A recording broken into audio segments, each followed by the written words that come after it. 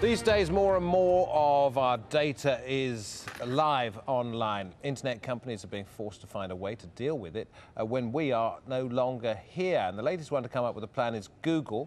It's introduced a so-called inactive account option, which allows users to decide what to do with their data after their death. Who gets it?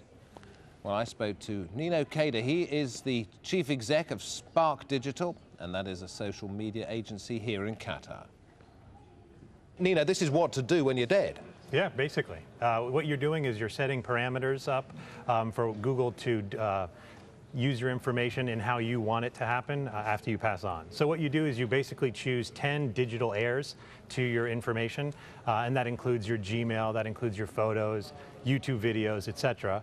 And upon having your account inactive for a certain period of time, Google will then email those people and let them know that they have the option to download your data. This isn't just about helping us to cement our legacy. This is about making sure that they clean up their cupboards and have more room for other customers, I guess. Oh, no, not necessarily, but it is a housekeeping item.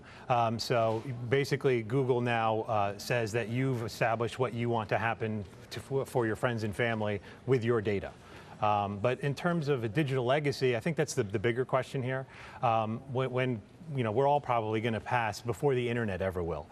So we have to think about what our grandkids are going to do if they are interested in who we were as people, and they're going to probably Google our name. So what happens when that happens? So, are photos of you going to appear? Is it going to be your bio? Is it going to be an article about you? That's something that we can influence now if we think about it. You could actually have a little bit of fun with this, couldn't you? You could set a treasure hunt for them. The day starts in 200 years' time and bury some treasure somewhere. That sounds like a great movie idea. but on a more practical level, if you do this, and Google has passed on your information to your heirs, the 10 that you have designated, how would you make sure that they didn't interfere with what you'd left behind? Well, they're basically only able to download the data that was pre-existing.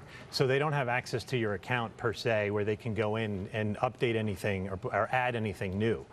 They can't send an email from your name or anything like that. And Google's not going to give out any passwords either. On a personal level, I know, and you've been kind enough to bring in pictures, that you've left a digital legacy of your brother who died a couple of years ago. Yeah. Tell us about the idea behind this, and we'll see it here. Sure. So if you Google my brother's name, Sam Kader, I tried to establish that you would be able to see kind of a collage of his life. So we took 100 photos of him. We put them to music, and we used a program, like if you have a Mac, you can use iPhoto, and it creates a little movie clip. So we put that on YouTube and set it up so if you Googled his name, you'd be able to see the movie and read a little bit about his life and watch him progress. This is not just Google, others are doing it as well. What do you foresee happening? I mean, this is just a gateway. How far could it go? Well, there's already companies set up that focus on legacies. Legacy.com is one example. And what you can do is basically it's a digital obituary that'll last forever. I can foresee in the future on tombstones, people just Googling the name of the person that's deceased and being able to find a multimedia profile of who that person was. Maybe even have them talk from the grave. Perhaps. Spooky. Nino, thank you very much. Thank you. Thank you for having me.